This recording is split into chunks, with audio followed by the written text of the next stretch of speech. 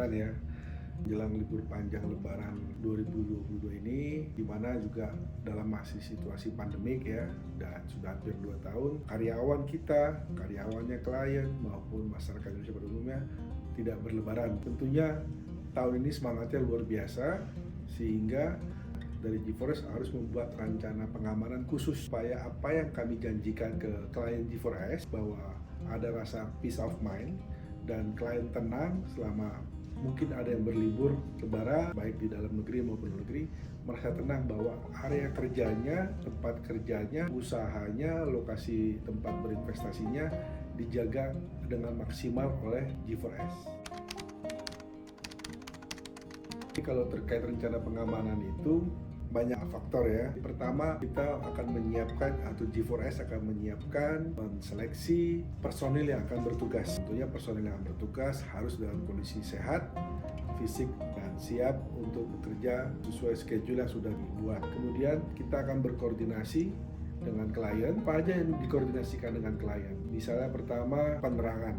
Jadi selama libur lebaran ini kami berharap pada tempat-tempat tertentu, area-area tertentu itu penerangannya cukup sehingga memudahkan petugas kami, petugas G4S memantau secara keseluruhan gitu saat berpatroli maupun saat dia melakukan fungsi-fungsi pengamanan lainnya. Yang kedua, kita memerlukan akses-akses itu ada berdasarkan rekomendasi G4S, ditutup, digembok, dikunci dan sebagainya. Sehingga ruangan-ruangan yang memang selama libur lebaran ini tidak beroperasi, kita rekomendasikan untuk ditutup. Nah, tentunya sebelum dikunci dan sebagainya, kita memastikan di sini nih semua fungsi-fungsi elektronik itu sudah aman selama tinggal. Misalnya kalau ada dispenser selama libur lebaran sebaiknya kabelnya dicopot sehingga tidak ada arus listrik yang masih bekerja. Kemudian kalau ada mesin-mesin yang masih hubungan dengan elektronik itu juga di-off-kan.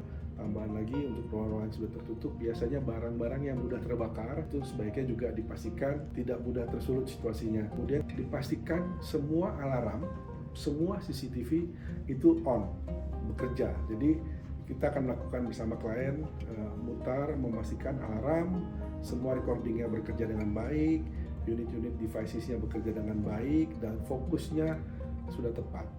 Termasuk juga alarm sistemnya. Sebagai tambahan, kita juga memastikan petugas atau kita mendapatkan dari klien ya nama-nama petugas dari internal klien yang masih akan bekerja.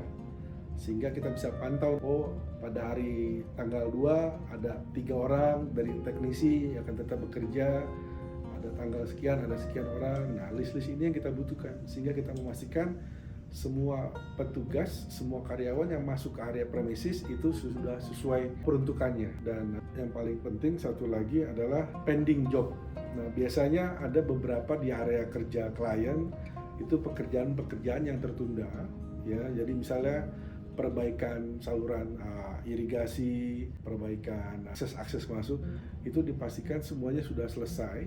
Kalaupun belum selesai itu diberitahukan ke pihak security bahwa ini masih ada 1-2 pekerjaan yang memang belum selesai dan akan diteruskan begitu sudah selesai lebaran. Nah, harapan kami dengan semua informasi yang kami dapat dan sudah berdasarkan koordinasi dengan klien, semuanya diberikan kepada G4S untuk melakukan rencana pengamanan secara khusus sesuai kebutuhan klien, sesuai kebutuhan areanya, sehingga klien dapat melakukan libur lebaran dengan aman, tenang, bahwa tempat bekerjanya sudah ada yang bertugas menjaga keamanannya selama 24 jam. Nah, saat nanti selesai libur lebaran, kliennya datang kembali, karyawannya juga datang kembali, tetap merasa senang karena semuanya under control, under pengawasan oleh G4S. Demikian beberapa tahapan-tahapan yang kita lakukan untuk memastikan rencana pengamanan libur lebaran 2022 ini efektif dan maksimal.